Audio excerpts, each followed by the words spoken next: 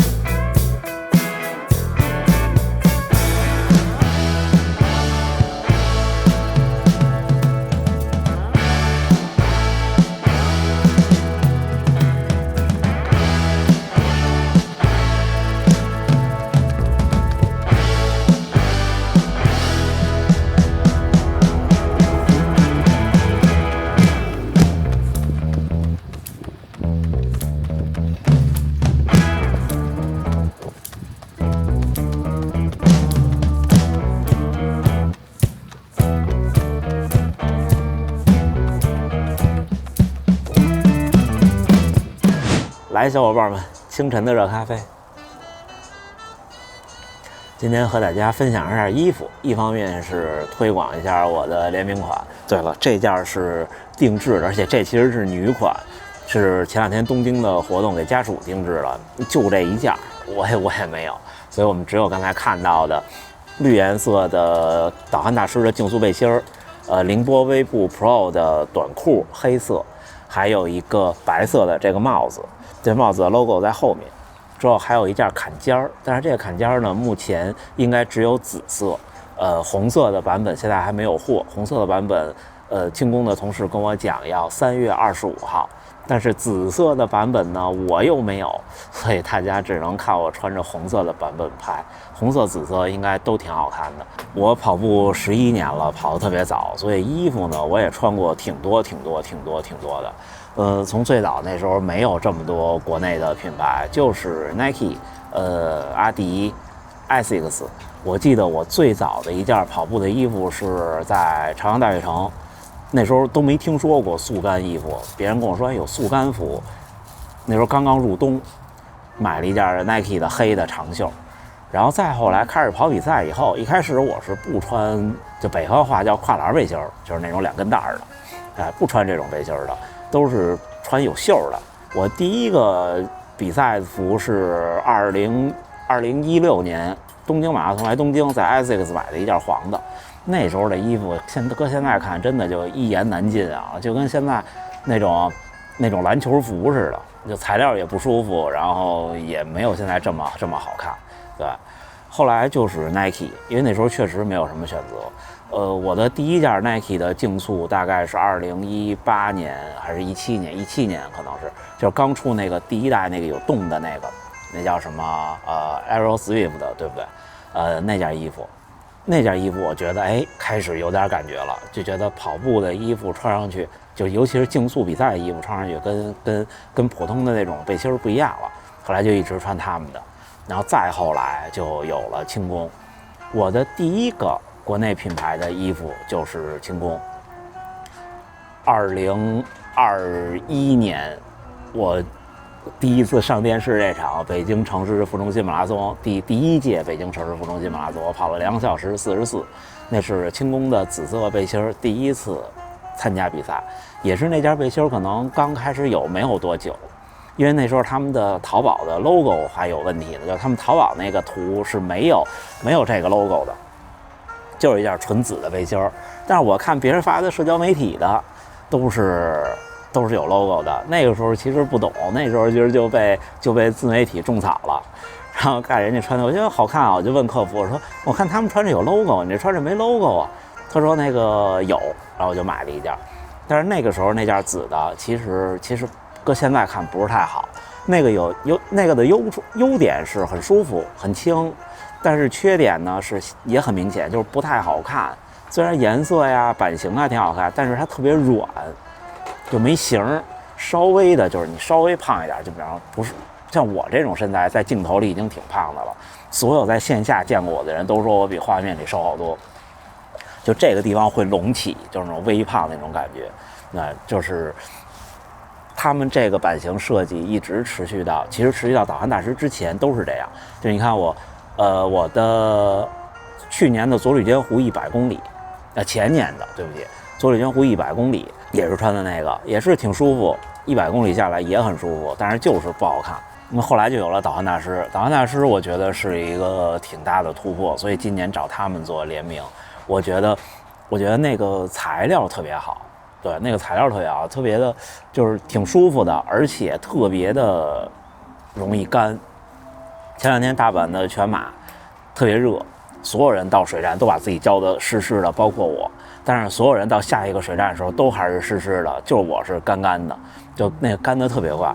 但是呢，它有一个缺点，那天我也说了，就是因为可能材料的限制吧，稍微有点厚。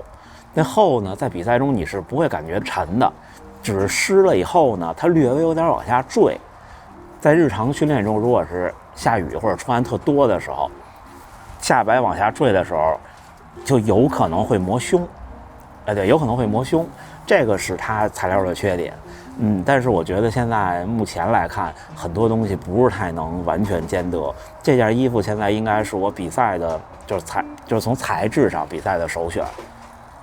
现在我基本上，国内的品牌的衣服穿的更多了。我现在基本上不穿 Nike 了。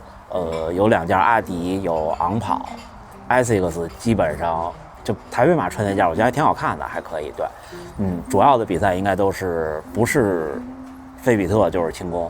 菲比特就是那条裤子，我觉得轻功的问题是，可能今年会有，就是短裤的收纳太少了，就跟 Nike 一样。你看会长的 vlog 也说了，他那天我们俩见面，他就跟我说了，我问他，我说穿什么呀？他说带了一个不是精英的短裤，因为为了有口袋。但是这个凌波微步这个我现在穿着呢，所以没法给大家看。它后边那个口袋，它只有后边一个口袋，放手机非常稳，就比那个弹力怪放手机要稳得多，基本上不晃。那个弹力怪的问题可能就是有点太弹了，导致手机也跟着弹。就觉得有点往下坠。这个裤子放上手机以后，我是一个17 Pro， 不是 Pro Max， 是 Pro， 带上手机壳放下去非常好。这个，就是说你日常跑步如果只带手机没问题，如果是比赛不带手机，带大概3个能量胶，我试了试没问题。所以这次的上海半马很有可能就穿它，因为我半马的话我就带1个相机。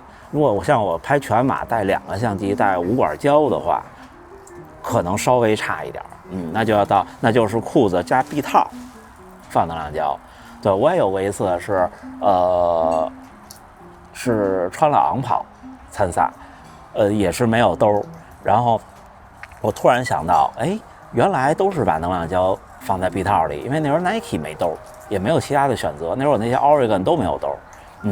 后来就想放臂套里也挺好的，就是臂套一边1个，兜里2个也行了，这其实是个好办法。这件衣服这个坎肩我穿了好几次了，竞速这件背心是大阪全马的时候我穿的。全马的时候你也看了，挺好看的。我这件是 M 的，我今天给大家展示的所有的号码都是 M 的。我穿轻功的衣服是这样，他们最早刚有的时候是有一个 S 加的，我那时候都是 S 加的，就是 S 的小点 ，M 的大点。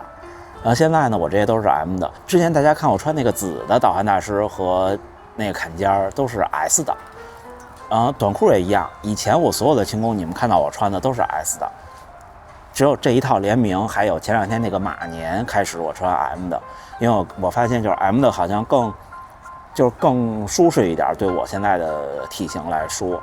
所以您跟我要是差不多，我1.69米，57公斤，如果您跟我差不多的话，我觉得 S 的和 M 的都可以 ，M 的会稍微好一点点。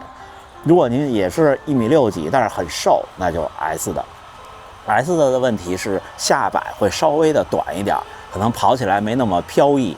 还有就是，如果您后边的兜里装特别多的东西，你们看前2天东京马拉松我观赛，不是在一开始拍到了三金加贵野，他远去那个背影就不太好看，这兜里后边搁了好多东西，然后他自己不知道，那衣服后摆就被那东西挡住，就窝起来了。我也有这样，我那年第1年的大阪全马也是，后边放那个高驰那 POD， 那时候穿的轻功那件紫背心吧，应该是就是特软，它也是都在那上面了，我自己也不知道，也没感觉。下摆长一点呢，跑起来普通人会好看一些。最后跟大家分享一下比赛怎么选择服装。上衣，如果您是一个竞速型的比赛，一定选择竞速背心儿，就是坎肩我觉得都不合适。